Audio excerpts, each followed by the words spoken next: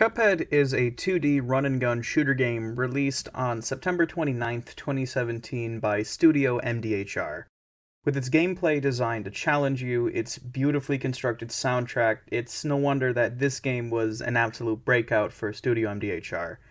And I feel like I'm missing something now. Like, what is it? What is it I was supposed to talk about? Oh yeah, that's right. This game is absolutely stunning.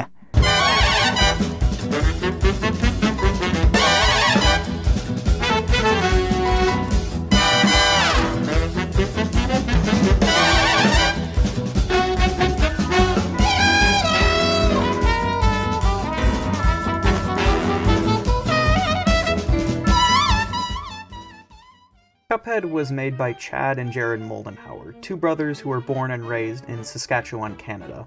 Growing up, they always had a fascination with old 1930s cartoons, video games, and board games, being inspired by things like Mega Man, Contra, and Gunstar Hero, just to name a few. The two had always wanted to make a game of their own, and although the two had promised each other that they would one day make a game together, life simply got in the way.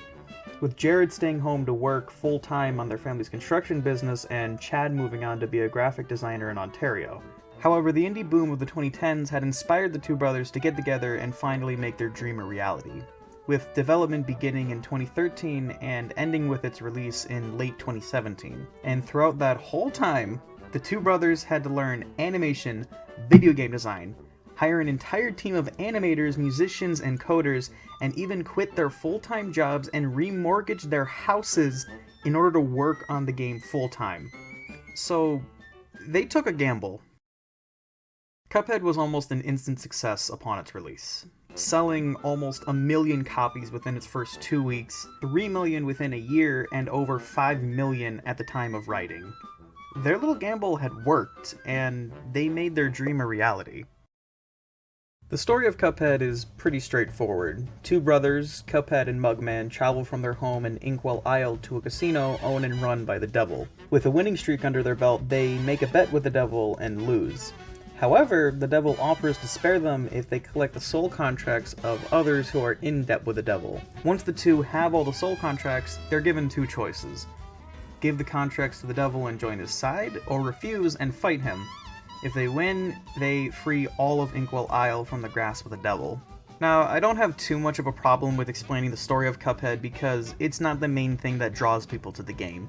What draws people to the game is the absolute eye candy that is the art style.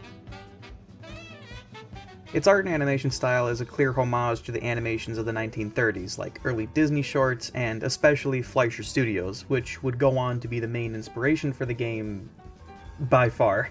And in fact, there's quite a few examples of references to Fleischer's work in the game, with Cagney Carnation's Idle Dance being a reference to a Bimbo the Dog episode, and the achievement Swing You Sinner being a pretty clear reference to the aforementioned Bimbo the Dog episode titled Swing You Sinners. There is not a single frame of this game that did not have any care put into it. Cuphead was animated the old-fashioned way, and I do mean old-fashioned. Cuphead is animated on ones, which is just a fancy way of saying 24 frames per second. The creators had considered running on twos, which is 12 frames per second, but chose against it because they felt it just looked better and didn't want to cut corners, which makes it so much more admirable even though it practically doubles the workload. First, the character is sketched on with light red sketching pencil, drawn over with a more refined sketch, given final line art, and then scanned into a computer. And now you have one frame out of 45,000.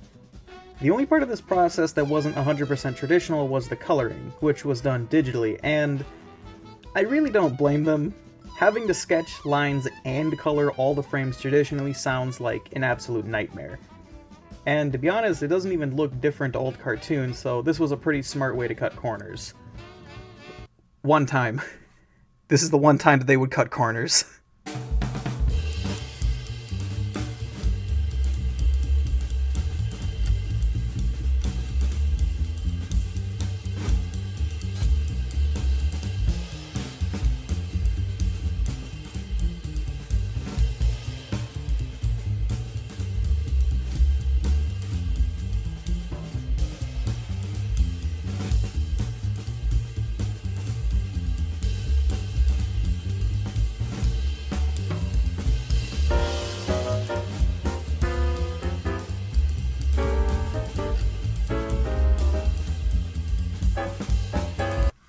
Now, I don't have too much to say about the backgrounds. They're gorgeous watercolor paintings that are used, obviously, as the backgrounds for boss fights, run and gun levels, and the main map.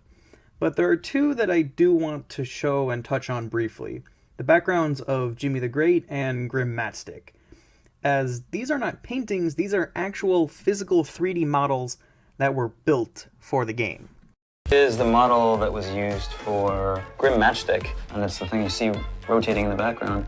This is the maquette that was used for Jimmy the Great level, and the whole thing is just carved and covered in glue and sand. Alright, now I can get into the real juicy bits of this game. As I'm sure you've seen by now, most of the actual content itself consists of boss fights. Most of the boss fights, in fact, are references to early animated characters like Tom and Jerry, Bluto, Olive Oil crossed with the Hindenburg. Because why not? Other than the art style itself, my favorite thing about the game has to be the bosses. Like, no duh, they're 80% of the content in this game. I just love how each and every single one of them has their own distinct way of carrying themselves. Each of these stages are unique and present their own challenges, and while I can't go over all of them considering there's 19 of these guys, here's my favorite from each of the 3 aisles. Goopy Legrand is one of the first bosses you'll fight. He's this little blue blob that turns into a bigger blue blob that just bounces all around the screen and occasionally stops to punch you. It fits that he's one of the first bosses you encounter just because his attacks and his design are extremely simple. Don't let that fool you though, this guy gives you some weird looks sometimes, like, I don't know man, I don't like that, like, look somewhere else bro. Wally Warbles is one of the 5 boss fights that takes place in the sky. He starts by firing eggs at you, loses his temper, and goes absolutely ballistic, earning the Father of the Year award and leaves it up to his infant son to take you down, and when he fails, he has one final stance from a stretcher. My man's got class. Wally seems almost like an inversion of Woody Woodpecker. Woody is more goofy and sporadic, and Wally has this serious look on his face all the time. He's quick to anger, and he's a dad. It sucks to suck, man. I don't know what to tell you. The Phantom Express is actually a series of mini-bosses taking place on a train. Starting in the caboose with a ghost chucking eyeballs at you, a skeleton guy trying to crush you with his fists, 2 things. I don't know what they are. I honestly couldn't figure out what these guys are. That corner you with electricity, and ends with the actual locomotive of the train coming to life and hurling fire at you. All the while, these little pumpkin and ghost dudes fly around and try to move your cart just to mess with you. I don't have anything clever to say here. I just really like this fight. But of course, I can't forget to mention the literal final boss of the game, the Devil.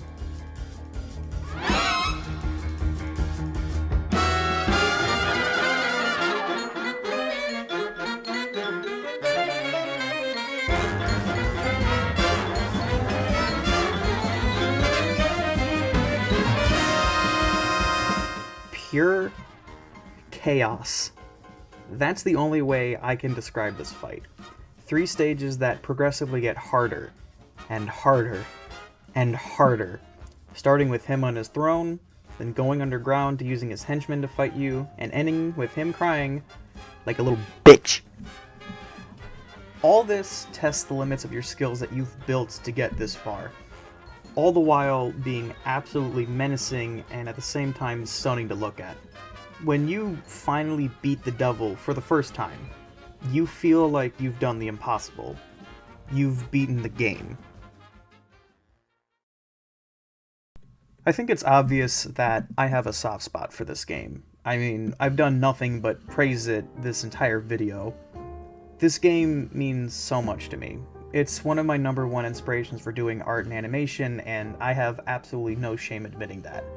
Almost 5 years later after its release, and I still find more things to admire about it. It's a beautiful, one-of-a-kind game that I could never get bored talking about. When this game is looked back on in 5, 10, maybe 20 more years, some things may change. Maybe the game design will be seen as primitive and archaic. Maybe the music will be seen as awful, and maybe even the art style itself will be seen as just mediocre. Well, I don't care. Because to me, in the present, above all else, this game is a beautifully constructed piece of art. A game with humble beginnings, started by two brothers who simply had a dream and made it realized. And that's why Cuphead is an absolute masterpiece.